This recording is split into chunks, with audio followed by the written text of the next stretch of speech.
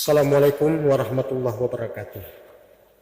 Pemirsa setia Sabit Qalbi dimanapun Anda berada, pada lanjutan kisah hari ini kita akan melanjutkan peperangan Mu'tah yang dipimpin oleh Khalid bin Walid. Cahaya Islam telah menembus ke relung hati Khalid bin Walid.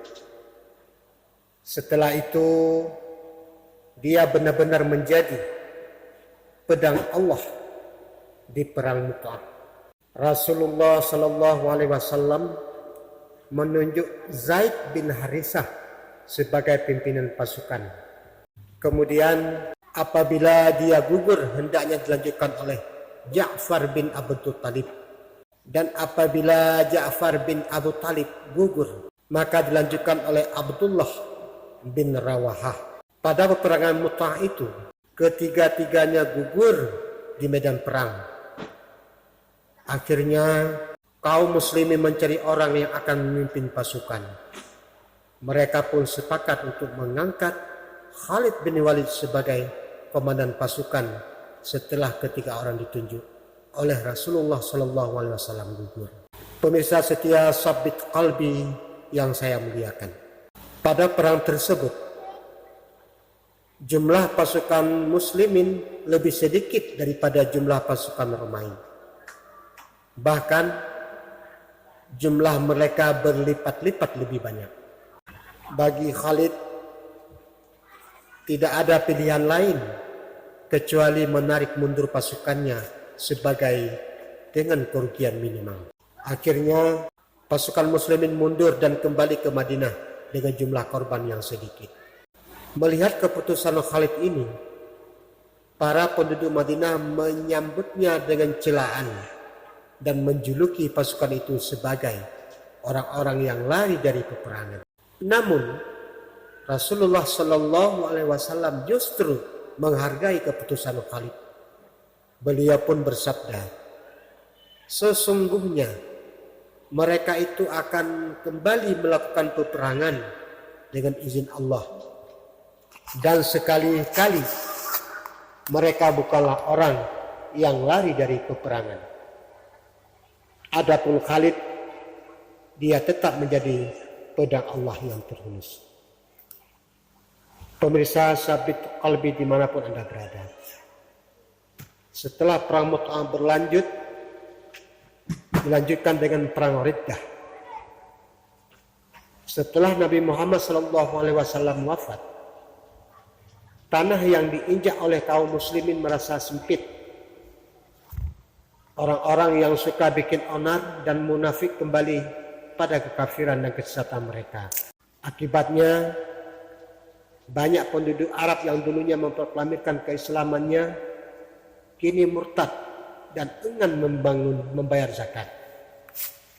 Pada saat demikian inilah Khalifah pertama Abu Bakar radhiyallahu an mengambil kebijakan untuk menumpas gerombolan mereka demi memadamkan api fitnah kemurtadan. Tidak ketinggalan Khalid, dia pun mengambil peran penting dalam usaha tersebut sebagaimana yang banyak dituliskan oleh tinta emas sejarah.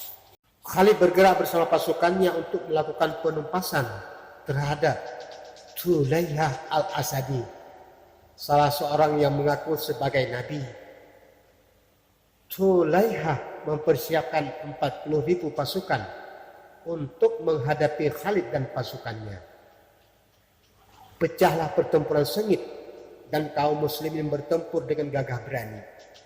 Akhirnya kemenangan berpihak kepada pasukan Islam, sementara kekalahan menghampiri kaum pemberontak yang munafik. Hasilnya pasukan murtad kocar-kacir dan mereka lari tunggang langgang.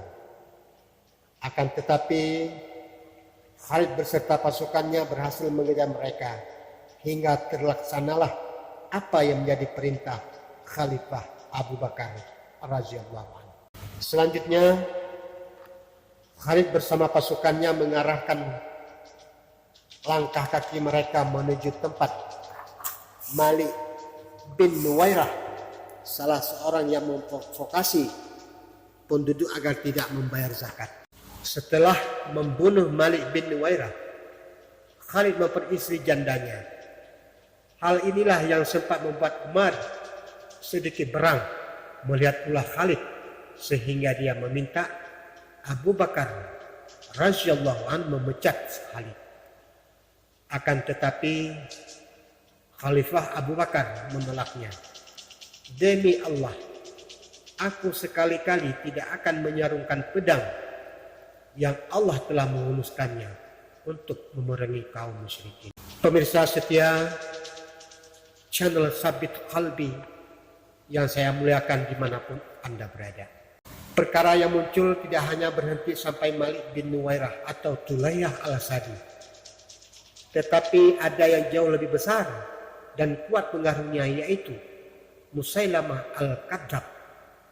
Dia bukan saja mengaku sebagai nabi, bahkan lebih dari itu, dia mendapat dukungan penuh dari kaumnya Bani Hanifah di Yamamah, yaitu di kota Yaman. Selain itu, seorang wanita bernama Sajah juga mengaku sebagai nabi dan turut bergabung dengan Musailamah, bahkan menikah dengannya. Dengan perkawinan ini, dua kekuatan mereka dapat disatukan. Khalid bin Walid datang dengan bala tentaranya. Dia memberikan semangat kepada prajuritnya untuk berjihad dengan gagah berani demi menumpas Musailamah dan komplotannya.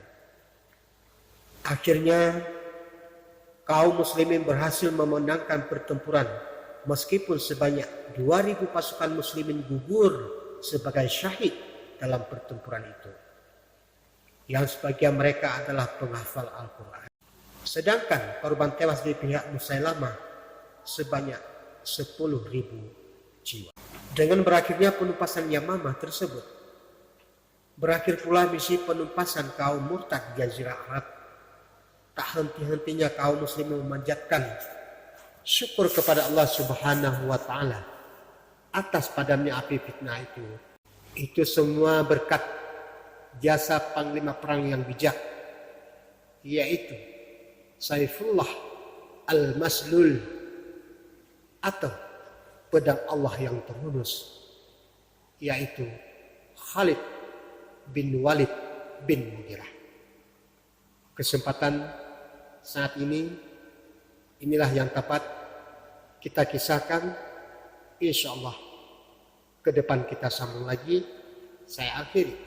Assalamualaikum warahmatullahi wabarakatuh.